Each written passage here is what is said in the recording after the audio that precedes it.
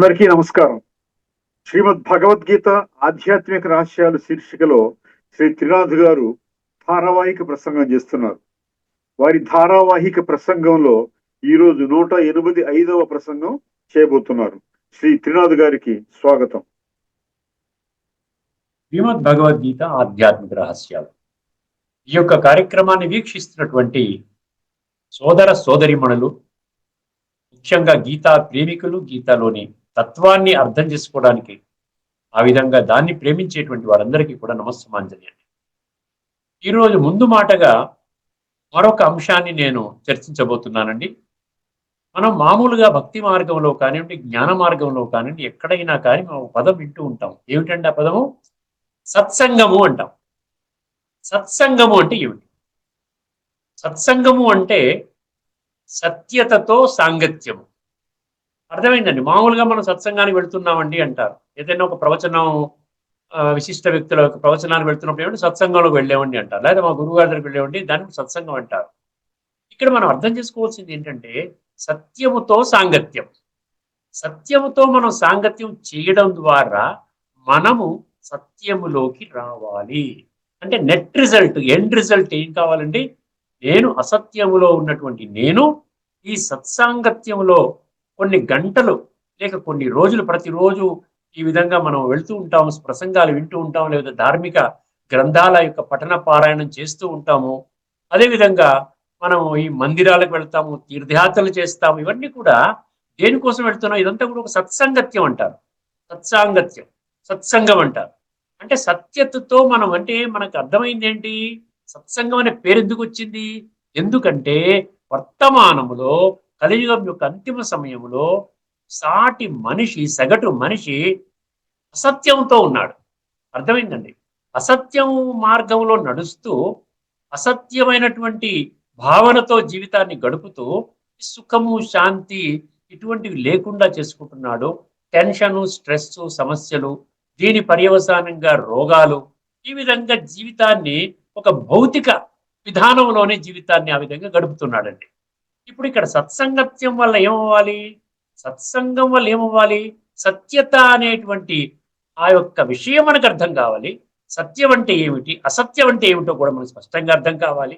ఎందుకంటే బృహదారణ్యక ఉపనిషత్తులో మనిషి ఏం కోరుకున్నాడో అసతోమా సద్గమయ అంటాడు. 1:3:28. అర్థమైందండి. బృహదారణ్యక ఉపనిషత్తు అందులో ఏమంటున్నాడు భక్తుడు? ఖచ్చితంగా మొదటి స్టేట్మెంట్ ఏంటంటే అసతోమా సద్గమయ. భగవంతుడా, నేను అసత్య మార్గంలో ఉన్నాను అంటే మనం భగవంతుడి ముందు అంగీకరిస్తున్నాం, నేను అసత్య మార్గంలో ఉన్నాను. సత్య మార్గము ఏమిటో నాకు అర్థం కాలేదు, లేకుండా ఉంటే సత్య మార్గంలో ప్రయాణించేవాడిని. అందుకనే సత్సంగంలోకి మనం వెళ్ళేము అంటే ఖచ్చితంగా అసత్యము నుండి మనము సత్యములోకి వెళ్ళాలి, రావాలి. ఇదన్నమాట దాని యొక్క లక్ష్యము కానివ్వండి, ఉద్దేశము కానివ్వండి, ఎయిమ్ అండ్ ఆబ్జెక్టివ్ అంటారు. కానీ వర్తమానములో ఈ సత్సంగం అనేటువంటి పదం కూడా చాలా బాగా డైల్యూట్ అయిపోయిందండి. దాన్ని మనం అర్థం చేసుకోలేదు. ప్రతిదీ కూడా ఏదైనా దైవ సంబంధమైనటువంటి కార్యక్రమాన్ని మనం సత్సంగం అనేస్తున్నాం. అర్థమైందండి. కానీ ఇక్కడ మనం అర్థం చేసుకోవాల్సింది ఏంటంటే భగవంతుడు ఒక్కరే పరమ సత్యము. God alone is absolute truth అంటున్నాం. అది కూడా ఒప్పుకుంటున్నాం మనం. భగవంతుడు పరమ సత్యం అంటున్నాం. ఏ భగవాన్ హి పరమ సత్య హై అంటున్నాం. సో సత్యతతో మనము కనెక్షన్ కానీ పెట్టుకున్నట్లయితే, సంబంధాన్ని కానీ జోడించుకున్నట్లయితే, ఆ సత్యతలో ఉన్నటువంటి ఆ విషయాలు కానివ్వండి, ఆ నిగూఢ రహస్యాలు కానివ్వండి, అందులో ఉన్నటువంటి తత్వం కానివ్వండి, అది మనము స్పష్టంగా అర్థం చేసుకున్నట్లయితే ఈ సత్సంగం ద్వారా మనము అసత్యము నుండి సత్యంలోకి వస్తాము.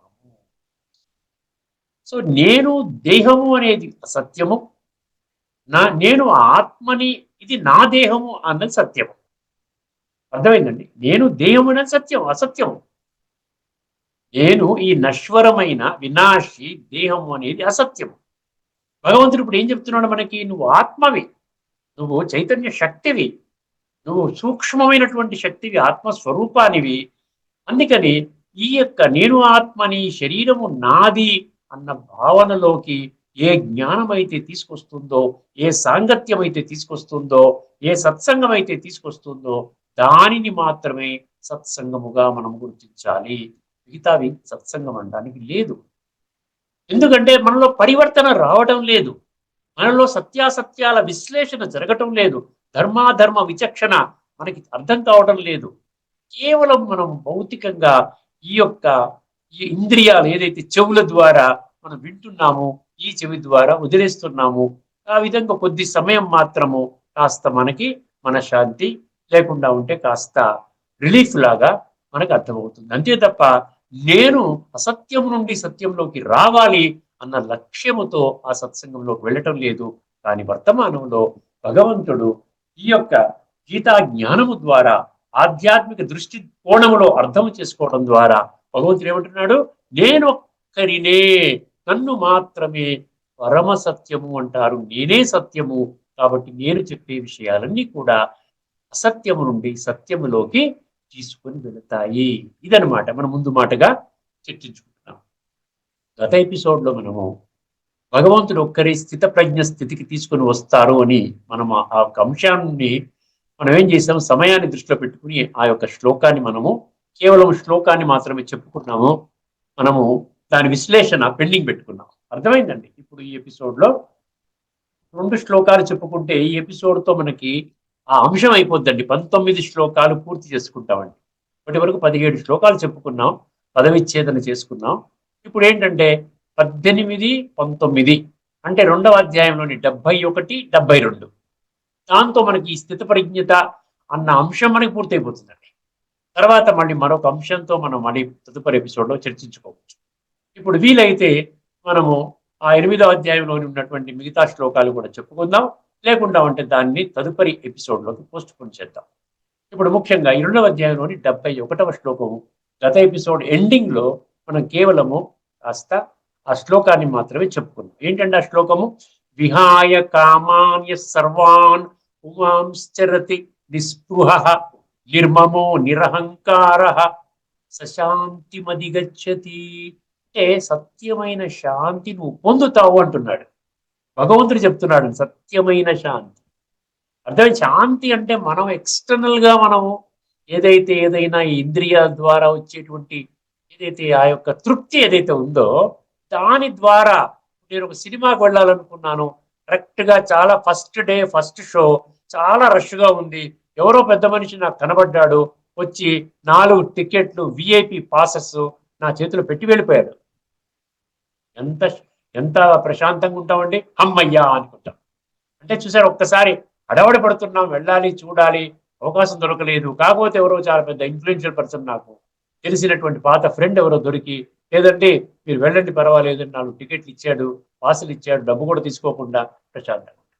ఏదైతే ఒక చక్కటి భోజనం ఆ రోజున పొద్దున్న చేసాం, హడావడిగా మన పనులన్నీ చేసుకుంటూ వెళ్తున్నాము. అర్థమైందండి. మన భోజనానికి కూడా ఏ హోటల్కి వెళ్ళాలి, ఎక్కడ చేయాలి, ఏం చేయాలి అనుకున్నటువంటి సమయంలో ఒక అద్భుతమైనటువంటి 5 స్టార్ రెస్టారెంట్లో ఒక ఫ్రెండ్ పార్టీ లాగా తీసుకుని వెళ్ళాడు, చక్కటి భోజనాన్ని పెట్టాడు. అర్థమైంది. అప్పుడు కూడా మీకున్నటువంటి అమ్మయ్య, నేను ఏదైతే అనుకుంటున్నాను, ఎక్కడ తినాలో, బయట ఎక్కడికి వెళ్ళాలి, ఆ హోటల్కి వెళ్ళాలి, ఎక్కడికి వెళ్ళాలి, ఎవరింటికి వెళ్ళాలనుకుంటే చక్కటి భోజనం దొరికింది, మనం అనుకున్న జరిగింది. ఇక్కడ మనం ఏంటంటే ఒక ఈవెంట్ మీద ఆధారపడుతున్నాం. మన శాంతి కోసం ఒక ఈవెంట్ మీద ఆధారపడుతున్నాం. ఒక మనిషి మన పట్ల ఏ విధంగా ఆయన బిహేవ్ చేస్తున్నాడు, సవ్యంగా ఉన్నాడు అంటే నేను ఆనందపడుతున్నాను, వ్యతిరేకంగా ఉన్నాడంటే దుఃఖపడుతున్నాను. అర్థమైందండి. సో ఒక ఈవెంట్ కానీ, ఒక వ్యక్తి కానీ, ఒక పరిస్థితి కానీ నేను అనుకున్నటువంటి విధానములో అన్ని జరిగినట్లయితే నేను ప్రశాంతంగా ఉంటున్నాను, లేకపోతే దానికి వ్యతిరేకంగా నేను అలజడిలోకి వచ్చేస్తున్నాను. ఇది గమనించాడు భగవంతుడు. భగవంతుడు గమనించి మనకు ఒక శాశ్వతమైన పరిష్కారాన్ని, సత్యమైన పరిష్కారాన్ని, నిత్యమైన పరిష్కారాన్ని మనకి ఇస్తున్నాడు. ఏమిటంటున్నాడు, నిజంగా నీవు ఆంతరికంగా నిద్రాణంగా ఉన్నటువంటి, ఇందులో అన్మానిఫెస్టెడ్ గా ఇక్కడ ఉన్నటువంటిది ఏదైతే ఉందో ఆంతరికంగా నేను ఎన్నో గుణాలు నీలో పెట్టాను, ఆత్మలో నిక్షిప్తం చేశాను. ఆత్మ అనుభవం చేసుకుంటేనే నీకు ఆత్మలో ఉన్న గుణాలు, శక్తులు నీకు అనుభవంలోకి వస్తాయి. కాబట్టి ఆత్మ అనుభవం చేసుకునే ప్రక్రియ ద్వారా నీవు సత్యమైన, నిత్యమైన శాంతి, శాశ్వతమైనటువంటి శాంతిని, సదాకాలికంగా ఉండేటువంటి శాంతిని నీవు అనుభవం చేస్తావు అంటున్నాడు. దానికోసం మనకి 4 లక్షణాలు ఉండాలి అంటున్నాడు. అర్థమైందండి. మొదటి లక్షణం, విహాయ కామాన్. విహాయ అంటే త్యజించమంటున్నాడు. విహాయ కామాన్. కామాన్ అంటే ఏంటి? మనం అనుకున్నాం కదా ఇప్పటి వరకు, భగవంతుడు విషయ వికారాల వలయం నుండి బయటికి రమ్మని చెప్తున్నాడండి. ఎక్కడైతే కామన, కామము ఇటువంటి పదాలు వచ్చాయి, కామ అర్థమైందండి. కామయేష క్రోధయేష రజోగుణ సముద్భవ అన్నాడు చూసారా, 3వ అధ్యాయం 37వ శ్లోకంలో. అట్లా ఈ కామము అనే దాని మీద చాలా శ్లోకాలు చెప్పడం జరిగిందండి. మహాశత్రువు అని కూడా అన్నాడు. మహాశత్రువు అని చెప్పాడండి. ఎందుకంటే ఎందుకు ఇవన్నీ చెప్తున్నాడు అంటే, ఏరి మామూలుగా మనం ఇవన్నీ చేసుకునేవి కదా, ఇవన్నీ వద్దంటాడు ఏంటి భగవంతుడు అని మీకు అనిపించవచ్చు, ఆశ్చర్యం కలగవచ్చు. కానీ భగవంతుడికి తెలుసునండి, భగవంతుడు మన తండ్రి అండి, ఆది మధ్యాంతాల జ్ఞాత అండి. అందుకని భగవంతుడు మనకి ఏం చెప్తున్నాడండి? విహాయ, విడిచిపెట్టు, త్యజించు, కామాన్. కామాన్ అంటే 2 విషయాలు. ఒకటి లైంగిక వాంఛ, సెక్స్ లస్ట్ అంటారు. అర్థమైందండి. సో ఇది మొదటిది, ఇది చాలా డేంజర్. కామం మహాశత్రువు. త్రివిధం నరకస్యేద. అర్థమైంది. ద్వారం నాశనమాత్మన కామ క్రోధ తథా లోభ అన్నాడు చూసారా. ఈ కామము, క్రోధము, లోభము అనేటువంటి ఈ 3 కూడా ఏంటండి? ఆత్మని ధ్వంసము చేస్తాయి. అది నరకానికి ద్వారాలు అని చెప్పాడు. ఇంతకంటే ఏం చెప్పాలి చెప్పండి. 16వ అధ్యాయంలో 21వ శ్లోకం. త్రివిధం నరకస్యేదం ద్వారం నాశనం ఆత్మ. ఆత్మ నాశనం అయిపోయిన తర్వాత ఇంకెందుకండి? చిట్టు చివరికి వెళ్ళిపోయేది ఆత్మనే కదా. ఇది ఎవరు కాదనగలుగుతారు చెప్పండి? ఏ పండితుడైనా, ఏ విద్వాంసుడైనా, ఏ మహానుభావుడైనా కాదనగలుగుతాడా? అయినా ఈ శరీరాన్ని కాల్చేస్తారు రాని బంధువులు, మిత్రులు చనిపోయిన తర్వాత. చనిపోయిన తర్వాతనే పోయాం, ఆత్మ వెళుతుంది. సో ఆత్మ నాశనం అయిపోయిన తర్వాత, ఆత్మ చాలా భ్రష్టమైనటువంటి అంటే తామసిక సంస్కారాలతో కూడుకుని వెళ్తే చివరికి మనం పొందేది ఏమీ లేదండి. అర్థమైందండి. అందుకనే భగవంతుడు ఏమంటున్నాడు? విహాయ కామాన్. రెండవది, ఒకటి కామ వికారము, రెండవది ఇంద్రియ సుఖాలని అనుభవం చేయడానికి కొరకు మన మదిలో ఉత్పన్నమయ్యేటువంటి అనేక కామనలు. సో కామము, 2 కామనలు, ఈ 2 కలపాలి. ఈ రెండింటిని విడిచిపెట్టవయ్యా, పర్వాలేదు. నీకు ఈ యొక్క జీవితాన్ని, ఈ శరీరాన్ని, ఈ విధంగా ఈ ఆఖరి జన్మలో ఉన్నటువంటి ఈ యొక్క భౌతిక శరీరాన్ని నువ్వు కాపాడుకోవాలి. ఎందుకంటే ఆత్మ చింతన నువ్వు ఈ శరీరం ద్వారానే చెయ్యాలి. శరీరం వెళ్ళిపోతే ఆత్మ చింతన చేసుకోలేవు, పురుషార్థము చేసుకోలేవు, ఆత్మని శుద్ధి చేసుకోలేవు. అర్థమైందండి. అందుకని ఏమంటున్నాడు? ఈ రెండింటినీ కూడా ఈ ఒక్క జన్మకి, ఈ ఆఖరి జన్మ, ఇందులో నేను చెప్తున్నాను, నా మాట వినవయ్యా, నువ్వు నా బిడ్డవి, నా బిడ్డలు బాగుండాలని నేను తపన పడుతున్నాను. కాబట్టి దయచేసి ఈ ఒక్క జన్మ నా మాట వినండి. ఇప్పటి వరకు నేను ద్వాపర యుగంలో మీరు తీసుకున్న అనేక జన్మలలో నేను ఇంటర్ఫియర్ అవ్వలేదు. నా మాట వినండి. వింటే మీరు చూడండి మీ జీవితం ఎట్లా అయిపోతుందో, ఎంత టాప్ లోకి వెళతారో. చక్కగా ఇప్పుడు మీరు చక్కగా పరంధామానికి వెళతారు. అక్కడ నుండి నూతన కాలచక్రం ప్రారంభమయ్యేంత వరకు అక్కడ ఉండి, తర్వాత నూతన కాలచక్రం ప్రారంభమవుతుంది, సత్యయుగముతో ప్రారంభమవుతుంది. అక్కడ మీరు శ్రేష్టమైన జన్మలు పొందుతారు. అందుకనే చూసారా, ఆఖరి సంకల్పము ఏదైతే ఉంటుందో ఆ సంకల్పము మీ భావి జీవితాన్ని నిర్ధారిస్తుంది అన్నాడు. మనం ఇదివరకు కూడా అంతకాలేచ మామేవ అన్నాం, ఎం వాపి స్మరణ భావం అన్నాం.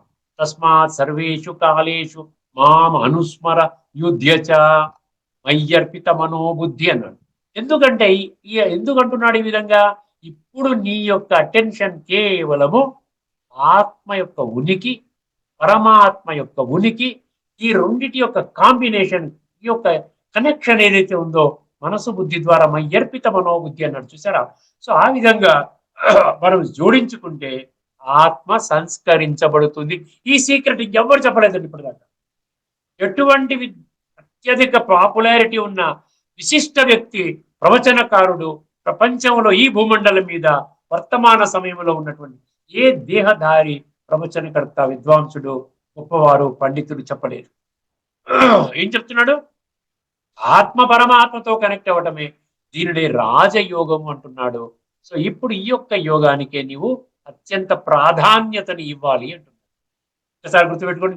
విహాయ కామాన్ యహ సర్వాన్ అన్నాడు. పుమాంశ్చరతి అన్నాడు. పుమాం అంటే ఏంటి? పురుషుడు. మనిషి.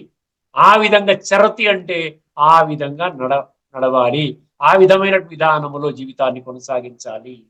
విహాయ కామాన్య సర్వాన్ పుమాంశ్చరతి. తర్వాత ఈ మొదటి లక్షణం అయిపోయింది కదండి.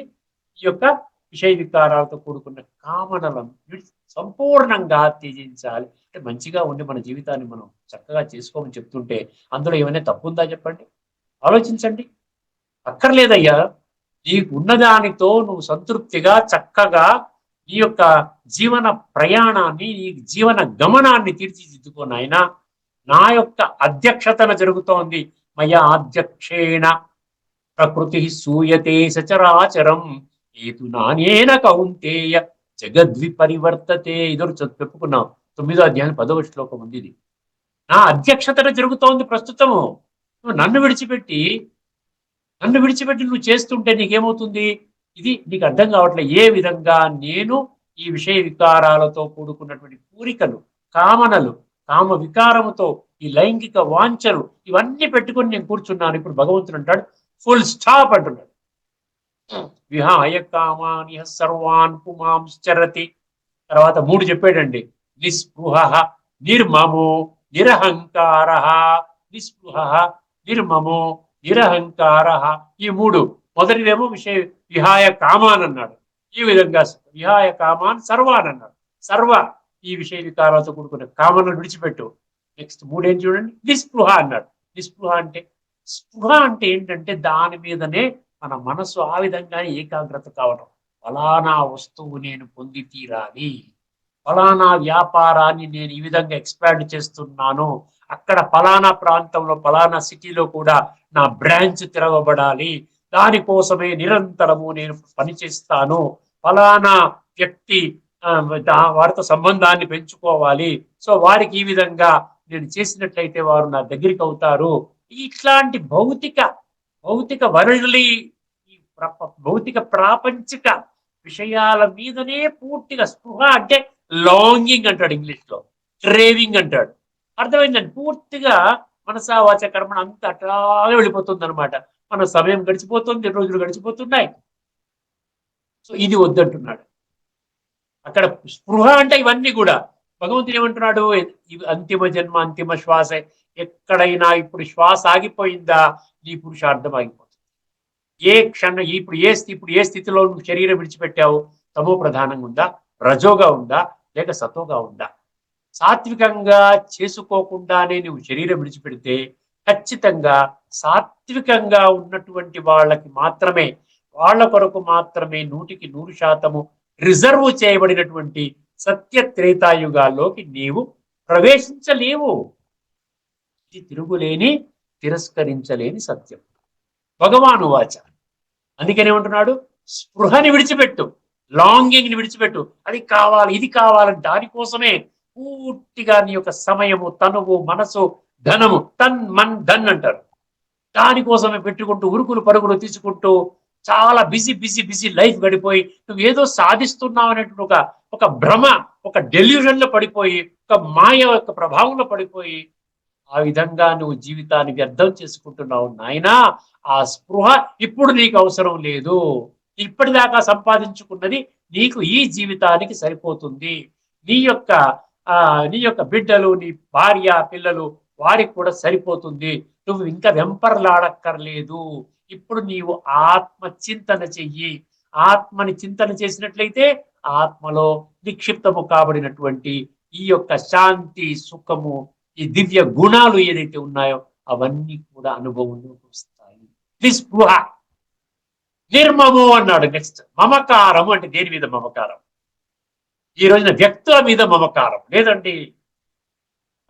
మా యొక్క పిల్లల్ని, పిల్లలనండి, మనవలనండి, మనవరాలనండి, ఈ పొసెసివ్నెస్ అనమాట. నేను వాళ్ళతోనే గడపాలండి, మా అబ్బాయి సాయంకాలం రాకపోతే ఇంటికి నేను కంప్లీట్ గా డౌన్ అయిపోతానండి, లేకుండా ఉంటే ఫలానా వాడు నన్ను గుర్తిస్తేనే నేను కొంచెం ప్రశాంతంగా ఉంటానండి, వాడు వచ్చి నన్ను తిట్టిపోయాడండి. అర్థమైందండి? ఈ మమకారం దానివల్ల ఏమవుతుందంటే మనం మళ్ళీ మన సమయాన్ని ఆ విధంగా వ్యర్థం చేసుకుంటాం. వస్తువుల పట్ల మమకారం, వ్యక్తుల పట్ల మమకారం. అర్థమైందండి? అదేవిధంగా మనం ఏదైతే మనం చేస్తున్నామో, ధన సంపాదన కొరకు మనం ఏదైతే చేస్తున్నామో, మన ఉద్యోగ వ్యాపారాలు సంబంధాలలో, అదేవిధంగా పేరు ప్రతిష్టలు, వీటి వెనకాల వెంపర్లాడుకుంటూ పోవడం అనమాట. దాన్ని ఏమంటాడు? మమత్వము అంటాడు, అటాచ్మెంట్ అంటాడు ఇంగ్లీష్లో. అందుకని భగవంతుడు ఏమంటున్నాడు? ఇప్పుడు అటాచ్మెంట్ అంటే దేనివల్ల, దేనికి అటాచ్మెంట్ ఉండాలి? పరమాత్మతో అటాచ్మెంట్ ఉండాలి. మన్మనాభవ అన్నాడు 2 శ్లోకాల్లో, 9వ అధ్యాయంలో ఆఖరి శ్లోకము, 18వ అధ్యాయంలో 65వ శ్లోకం. మాం ఏకం శరణం వ్రజ అన్నాడు 18వ అధ్యాయంలో 66వ శ్లోకం. నన్ను ఒక్కరి శరణు పొందండి.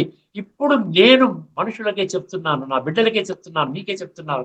ఎందువల్ల చెప్తున్నాను అంటే, ఇప్పుడు ఫైనల్ గా మీ ఫోకస్ అంతా కూడా సంస్కార పరివర్తన, తామసిక ప్రధానంగా ఉన్నటువంటి సంస్కారాలని మీరు సాత్విక ప్రధానంగా మలచుకోవాలి.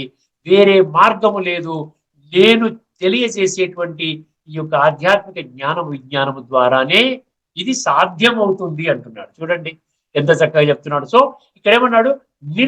నిస్పృహ నిర్మము అన్నాడు. నిర్మము. మూడవది ఏంటండి? నిరహంకార. ఈ ఏంటంటే నేను నాది అన్న పదాలు ధార్మికంగా ఆధ్యాత్మికంగా కొంచెం ఆ విధానంలో ప్రయాణం చేసే వాళ్ళకి ఏముంటుందండి? నేను నాది అన్న మాటలు వాడుతుంటారు. ఇంగ్లీష్ లో ఐ అండ్ మైన్ అంటారు. ఈ మైన్ అనేది ఏంటి? మమకారం. మైన్ అంటే అది నాది, ఇది నాది, అది నాది, ఇది నా కుటుంబం, ఇది నా బిజినెస్, ఇది నా బిల్డింగ్, నా కారు, నాది నాది నాది నాది నాది నాది అనుకుంటా ఒక్కసారి శరీరం విడిచిపెట్టేస్తే ఏది నీదైంది? నాది అంటే సదాకాలికంగా నీదై ఉండాలి కదా. ఆలోచించండి ఒక్కసారి. ఈ ఐ అండ్ మైన్ అంటే, ఈ మైన్ అంటే మమకారం, ఐ అంటే అహంకారం. ఐ అంటే నేను, ఇది నేను చేస్తున్నాను, ఇది నా వల్లనే జరిగింది, ఈ యొక్క మొత్తం అంతా కూడా, ఈ యొక్క కుటుంబం అంతా నా ఆధారంగా నడుస్తోంది, ఈ యొక్క ధనాన్ని ఫిక్స్డ్ డిపాజిట్లు ఇంత వ్యాపారం అభివృద్ధి నేనే చేస్తున్నాను, ఇది నా కుటుంబము, ఇది నా ధనము, ఇది నా వస్తు వైభవాలు, ఇది నా బంగళా, ఇవన్నీ నాది నాది నాది నాది అనుకోవడం అనేది ఏంటి? వద్దురా నాయన, నీది కాదు. నీదైతే నీది సదాకాలికంగా నీ తోడు ఉండాలి కదా. నీ కూడా ఒక్క పూచిక పుల్ల కూడా నీ కూడా రాదురా నాయన. ఈ శరీరం అనేది నశ్వరము, ఏ క్షణంనన్నా వెళ్ళిపోతావు, దానికి నోటీస్ కూడా ఉండదు. ఇది సత్యము, ఇదే నేను చెప్తున్నాను. సత్యాన్ని నువ్వు అంగీకరించే పరిస్థితులు లేవు, ఎందుకంటే నీవు బుద్ధి నేత్రాన్ని మూసుకున్నావు. అజ్ఞాన అంధకారంలోనే ప్రయాణించడానికి ఇష్టపడుతూ ఆ అజ్ఞాన అంధకారమే నీవు జీవన గమ్యముగా తయారు చేసుకున్నావు నాయన, విడిచిపెట్టు అంటున్నాడు. అందుకనే అక్కడ నిరహంకార అన్నాడు. అర్థమైందండి? నిరహంకారమా అంటే ఏంటి? శరీరం కూడా నీది కాదండి. ఈ శరీరం అనేది నీది, కానీ నువ్వు కాదు. శరీరం అనేది నువ్వు కాదు. నువ్వు చేసే ప్రతి పని కూడా ఆత్మలో నీవు ఇప్పటి వరకు జన్మ జన్మలుగా, ఇంకా చెప్పాలంటే గత జన్మ సంస్కారాలంట, సంచిత కర్మలు అంటాం చూసారా? అంటే ఇప్పటిదాకా మనం పోగు చేసుకున్న కర్మలు, దాని ప్రతిఫలంగా ఏర్పడినటువంటి సంస్కారాలు ఆధారంగా నువ్వు చేస్తున్నావు ముందుకి. అదే అర్థం చేసుకో. నేను చేస్తున్నాను అనొద్దు, నువ్వేం చేయడం లేదు. అర్థమైందండి? అందువల్ల ఈ అహంకారాన్ని విడిచిపెట్టి ఇప్పుడు నేను అనేటువంటి ఒక స్థితిలోకి వచ్చి, నేను ఆత్మని, ఈ శరీరము నాది, పంచతత్వాలతో కూడుకున్న ఈ శరీరము నాది, ఈ పంచ ఇంద్రియాలు నా ఆధ్వర్యంలో పనిచేస్తున్నాయి, పంచ కర్మేంద్రియాలు నా ఆధ్వర్యంలో పనిచేస్తున్నాయి, ఇంద్రియ విషయాలు కూడా నేను ఏది చూడమంటే నా కళ్ళు చూస్తాయి, ఏది వినమంటే నా చెవులు వింటాయి, ఎక్కడికి వెళ్ళమంటే నా కాళ్ళు తీసుకుని వెళ్తాయి, ఏ పనులు చేయమంటే నా చేతులు చేస్తాయి, ఏ మాట మాట్లాడాలనేది కూడా నేను నోటి ద్వారా మాట్లాడతాను. అర్థమైందండి? అందువలన ఈ నేను అనేది ఆత్మ మీద పెట్టు నాయనా, ఈ విధంగా భౌతిక విషయాల మీద పెట్టొద్దు. అప్పుడు ఏమంటున్నాడు? సశాంతి మదిగచ్చతి అన్నాడు. అప్పుడు నీవు సత్యమైనటువంటి శాంతిని నీవు పొందుతావు అంటున్నాడు. ఒక్కసారి శ్లోకాన్ని జాగ్రత్తగా వినండి. విహాయ కామాన్య సర్వాన్ ఉమాంశ్చరతి నిస్పృహ నిర్మమో నిరహంకార సశాంతి మదిగచ్చతి. అంటే శాంతిని అనుభవం చేయడం కోసమే కదండి మనం ఎన్ని పూజలు, పునస్కారాలు, యజ్ఞాలు, యాగాలు, జపాలు, తపాలు, తీర్థయాత్రలు. అర్థమైందండి? ఈ యొక్క సత్సంగాలు, మరి ఈ యొక్క ధార్మిక గ్రంథాల యొక్క పఠన, పారాయణము, విశిష్ట వ్యక్తుల యొక్క ప్రసంగాలను వినడము, ఇన్ని చేస్తున్నాం, దేనికోసం చేస్తున్నాం? మనశ్శాంతి కోసం చేస్తున్నాం. అడగండి, 100 మందిని అడగండి, 100 మంది అదే చెప్తారు. కాస్త మనకి శాంతి కలిగే జారాయి అంటారు. మనశ్శాంతి కోసం చాలా మనశ్శాంతిగా ఉంటుందండి. సాయంకాలం ఆ గుడికి వెళ్ళి కూర్చుంటాను, వారు పెద్దవాళ్ళు చెప్పిన మాటలు వింటాను, లేదా పూజ చేస్తాను. లేకుండా ఉంటే కాస్త విశిష్ట వ్యక్తుల ప్రసంగం, పలానా పెద్దవారు వచ్చి ప్రసంగం ఇస్తున్నారని, పలానా స్కూల్ హాల్లో ఇస్తున్నారు, వెళ్ళి కూర్చుంటాను. మనశ్శాంతి. ఈ మనశ్శాంతికి దేని ద్వారా దొరకదు నీకు? ఇహాయ కామాని సర్వాన్ పుమాం శరతి నిస్పృహ నిర్మమో నిరహంకార సశాంతి మదిగచ్చతి. ఈ శ్లోకం మీకు అర్థమైందా? ఇది తత్వం అన్నమాట. ఇప్పుడు ఒక్కసారి మనకేం చెప్పారు ఈ పుస్తకంలో, భగవద్గీత పుస్తకంలో మన భాష్యకారులు ఈ విధంగా మనం చెప్పారు. ఒకసారి గమనించుకొని, నేను అనుకోవడం మన సమయం కూడా అయిపోయింది కాబట్టి ఈ ఎపిసోడ్ ఇక్కడే ముగించుకుందాము. తదుపరి ఎపిసోడ్ లో ఇంకొక శ్లోకం మిగిలి ఉన్నది, స్థితప్రజ్ఞ స్థితి. ఆ సబ్జెక్ట్ మనం క్లోజ్ చేసుకుందామండి. అదేవిధంగా 8వ అధ్యాయంలో కూడా 1-2 శ్లోకాలు మిగిలి ఉన్నాయి. అంటే అంతిమ స్థితిలో మనం పరమాత్మని ఏ విధంగా పొందాలి అనే దాని మీద 8వ అధ్యాయంలో చాలా చక్కగా విశ్లేషణాత్మకంగా వర్ణించడం జరిగిందండి. అది కూడా మనం తెలుసుకొని మనం తర్వాత కొత్త టాపిక్ ని మనం ప్రారంభించుకుందామండి. ఇప్పుడు అక్కడ లాస్ట్ బట్ 1 అనమాట. విహాయ కామాన్ సర్వాన్ పుమాంశ్చరతి నిస్పృహ నిర్మమో నిరహంకార సశాంతిమతి గచ్చతి. ఒకసారి ఏముందో చూడండి. ఒకసారి కోరికలన్నింటినీ, కోరికలు అంటే నేను చెప్పాను కదా, కామ వికారము, ఇంద్రియ సుఖాలను అనుభవం చేసే కోరికలు, ఈ 2 వస్తాయండి. ఇక్కడ కామ అనే పదంలో 2 వస్తాయి. ఇది భాష్యకారులు కేవలము అది కామనల కింద తీసుకున్నారు, కానీ ఈ యొక్క కామము, కామ వాసన, కామ వికారము, లైంగిక వాంఛ, దీనిని విడిచిపెట్టారు. కోరికలన్నింటినీ త్యజించి మమత, అహంకార, స్పృహ రహితుడివై చరించునట్టి పురుషుడే శాంతిని పొందాం. అర్థమైందని ఇక్కడితో మనం ఈ చర్చని ముగించుకుందాము. అందరికీ నమస్కారం. తదుపరి మరొక ఎపిసోడ్లో మంచి విషయాలు మళ్ళీ చర్చించుకుందామండి. లోకా సమస్త సుఖినో భవంతు. ఓం శాంతి. శ్రీమద్ భగవద్గీత ఆధ్యాత్మిక రహస్యాలు శీర్షికలో శ్రీ త్రినాథ్ గారు ఈరోజు తాత్విక రహస్యాలను కొన్నింటిని విశ్లేషించారు. వారికి ధన్యవాదాలు. నమస్కారం.